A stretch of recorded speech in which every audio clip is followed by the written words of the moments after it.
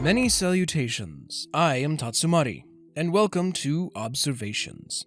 Last time I offered possibilities on what magic could be in Equestria and where it came from, such as being generated by an internal organ, or perhaps use something like mana as a magical catalyst, but neither seemed to fit. I now offer you what I think could be indeed at its core. I'll get to what the magic of friendship could be in a later video. After dismissing organs and mana theory to be the source of magic, there is one theory that comes to mind that seems to hold up. What if magic comes from a self-sustaining, ethereal dimension that all ponies are connected to, much like a Green Lantern's ring to the power of will, or Final Fantasy's Lifestream and the people living on Gaia? This magic might be an unrefined power that would be rather difficult, and potentially dangerous to use in this state. It is here where a pony would be taken to become a princess, or as we have yet to see, even a prince. Since it is a place of pure magic, the pony in question would be flooded with magical power and then return to the physical plane of existence with some notable changes. For a slightly darker turn, this dimension could also be the collection of worlds where the previous generations used to be. The Gen 4 world and the first ponies could have spawned from this place, much like a reincarnation.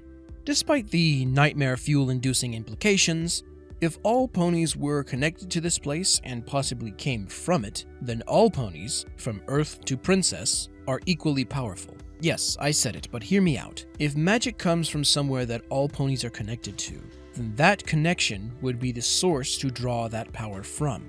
However, it would still be raw, wild, and unruly to use, and would need some form of refinement to make this power suitable for magical use. To do this, I would turn to an idea that has stuck with me for some time. Magical circuits. Some of you may recognize this from the Fate Stay Night anime, and yes, it is, on a surface level. These circuits would be more like a nervous system in every pony's body. They would begin at the source of the magical energy connection, I'll call the well, and end within limbs for Earth and Pegasi and horns for unicorns. For alicorns, this might end in both limbs and horn. The well would be in a constant state of pressurization from the power of the dimension attempting to escape. The only thing holding it back would be the circuit's gateways acting like spigots.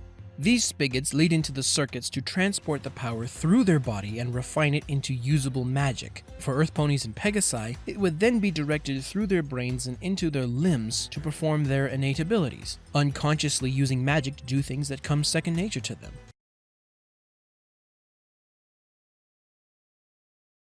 For unicorns and alicorns, the circuits still run through their body and into their brains, but is mainly directed to their horns. Before moving on to the horn, the magic is programmed in their brains via spells for specific use.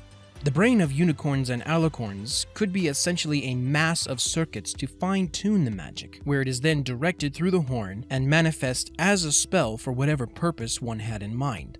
Let's call this type of circuit refinement pathways, and are consciously used by unicorns and alicorns to provide magic for simple to complex spells. These pathways might be the size of near-invisible threads, but there would be thousands, maybe even millions of them, running from the well, through their bodies, and to their horns. The more powerful a unicorn or alicorn is, the more pathways one has, allowing them to use more magic at one time. This might explain why more powerful unicorns like Starswirl the Bearded and the princesses have larger bodies to accommodate the greater mass of circuits. A single circuit would only be able to sustain a certain amount of power, much like an electric current through a copper wire.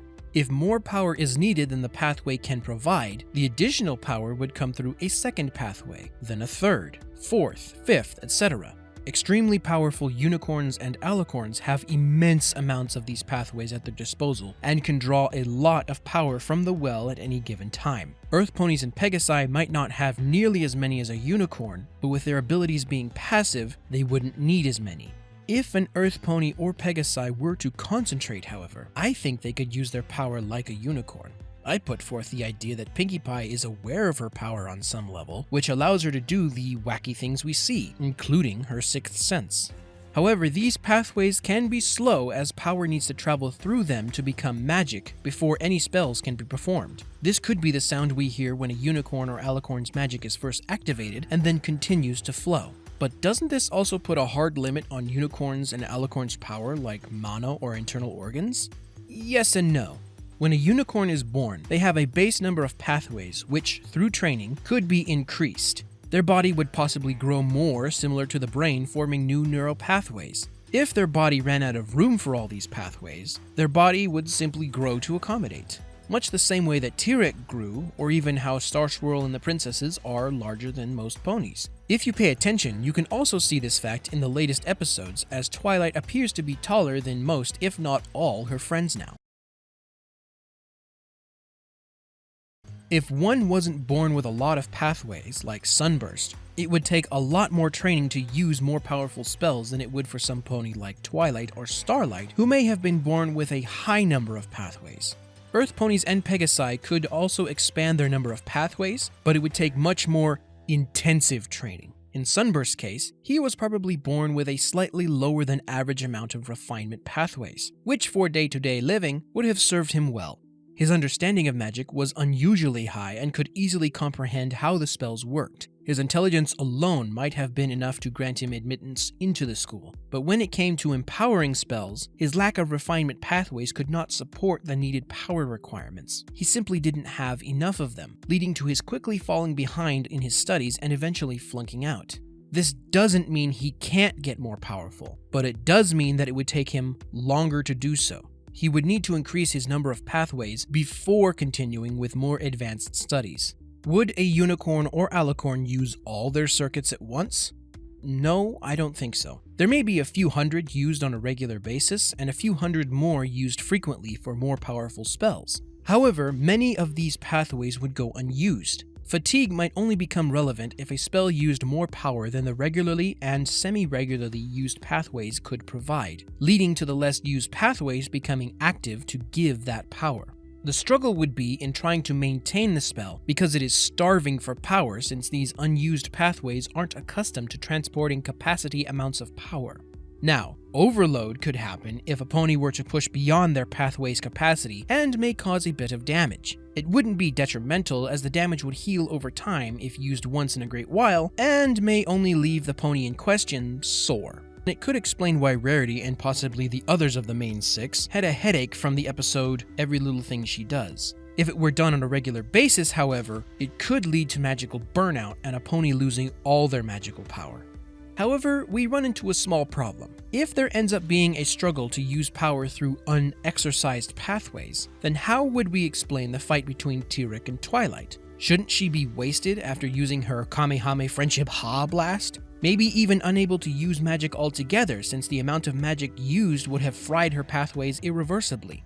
Usually I would say yes, but I don't think one kind of circuit is all that exists. If higher power is required in a faster way, then I believe there needs to be a secondary kind of circuit. This set of circuits I'll call direct access circuits. By comparison to refinement pathways, these circuits are massive and can handle tremendous loads of magical power for long periods of time. There might be only 6 to 10 of them and only unicorns or alicorns would have them, but they'd run directly from the well to the horn with very little, if any, refinement or direction to this kind of magical use. And they could only be used through extreme effort or emotional distress for very simple power moves.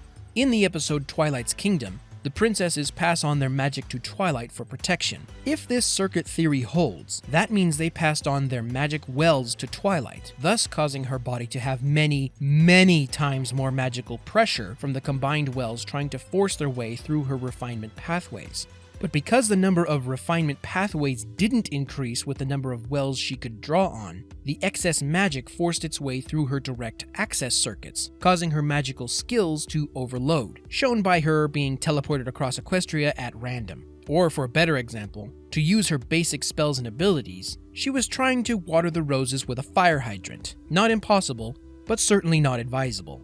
Also, if a unicorn or alicorn's concentration is shattered while trying to perform a spell, or they are startled, they might accidentally trigger the direct access circuits, resulting in runaway power, much like what happened to Twilight during her magic school entrance exam, turning all the observers into random objects. Flurry Heart might have also been having this problem since her magic only seemed to give off huge blasts by accident when she sneezed. Being an unknown occurrence in being born an alicorn, her well might have been larger and her direct access circuits might not have had enough strength to remain closed consistently. The spell Fledgling's Forbearance suggested by Sunburst could have been to close off her direct access circuits until they had formed the strength needed to remain closed on their own.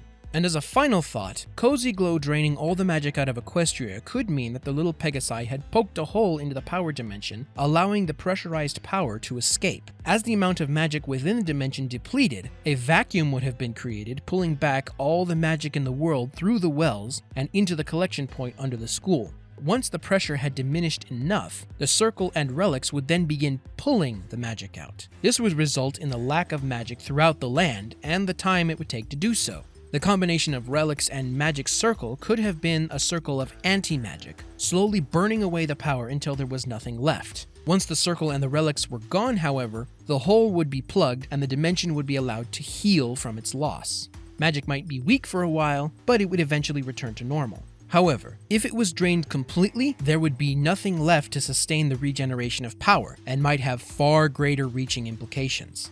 So, in conclusion, I think all ponies are connected to a place of pure, raw magical power, possibly a previous pony world from the G1 through 3 iterations of MLP. The power of this place would be usable by all creatures who were aware, or even unaware, of their wells, and can use this power once it has been refined into magic, using nerve-like circuits to change the power into usable magic for spells and abilities. The other creatures, I'll have to do some more research and thinking for a while, but I will come up with an observation about that sometime.